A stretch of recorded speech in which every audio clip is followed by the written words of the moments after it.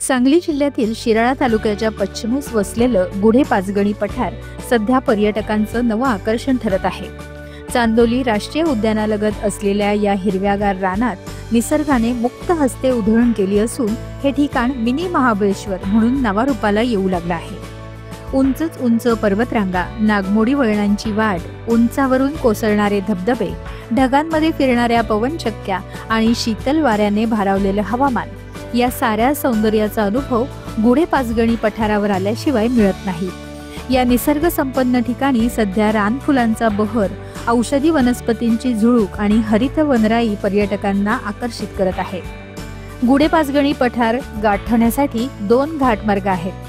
रांजणवाडी सावंतवाडी मार्गे पूर्वेकडे तर भाष्तेवाडी येसलेवाडी मार्गे पश्चिमेकडून. या दोन्ही मार्गावर प्रवास करताना झोंबणारा वारा आणि निसर्ग सौंदर्याने भरलेली दृश्य मन मोहून टाकतात. तथापि या ठिकाणी आवश्यक पर्यटन सुविधा नसल्यामुळे पर्यटक नाराज होत असून पर्यटन विकास महामंडळाने या ठिकाणी लक्ष घालण्याची गरज स्थानिकांकडून व्यक्त केली जात आहे.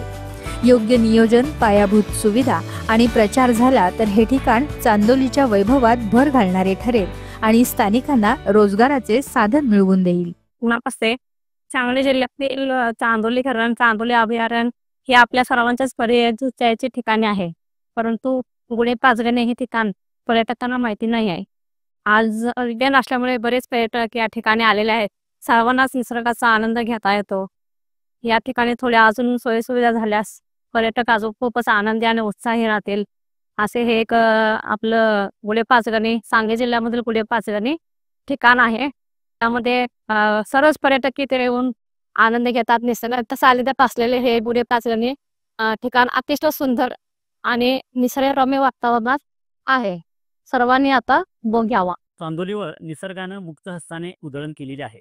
या ठिकाणचं सौंदर्य पाहिल्यानंतर याची प्रचिती येते. चांदोली धरण, चांदोली अभयारण्य ही या ठिकाणची प्रमुख पर्यटन स्थळ आहे. यातच आता गुढे पाचगणी पठाराची भर पडली आहे. सध्या वातावरण खूप छान झालेलं आहे. आल्हाददायक असं या ठिकाणचं वातावरण आहे. उंच उंच सह्याद्रीच्या पर्वतरांगा आहे. त्यातून कोसळणारे छोटे मोठे धबधबे आहे. आकाशात खाली उतरलेले ढग आहे आणि त्याचबरोबर या ठिकाणी झालेली पर्यटकांची गर्दी, यामुळे इथलं वातावरण अत्यंत नयनरम्य आहे. इतकंच नाही तर ते डोळ्यात साठवून ठेवावं असं वाटतंय. मात्र कोणत्याही प्रकारच्या सोयी सुविधा या ठिकाणी नाही. शासनानं जर विचार केला किंवा मनात आणलं तर या ठिकाणी खूप मोठा विकास या भागाचा होऊ शकतो. या ठिकाणी मोठमोठे डोंगर आहेत. त्या डोंगरांमध्ये रोपवे होऊ शकतं. त्याचबरोबर उंच पठार आहे, त्यामुळे पॅराग्लायडिंग होऊ शकतं. त्याचबरोबर या ठिकाणी छोटे मोठे धबधबे आहेत. या ठिकाणी रस्ते केलेत आणि पर्यटक या धबधब्यापर्यंत पोहोचतील. या ठिकाणच्या सौंदर्याचा आनंद लुटतील. या ठिकाणी शेकडो एकर खाजगी मालकीची जमीन आहे. शासनानं जर उद्योगधंद्यांना चालना दिली तर इथं उद्योगधंदे वाढीस लागतील आणि या ठिकाणचे ग्रामस्थ जे आहे हे कामानिमित्त मुंबईला आहे. तिथं जर व्यवसायाला चालना मिळाली तर त्याची भटकंती थांबेल. पर्यायानं या परिसराचा विकास खऱ्या अर्थानं गरज आहे. ती पर्यटन विकास महामंडळानं याकडे लक्ष देऊन या भागाचा विकास करण्याची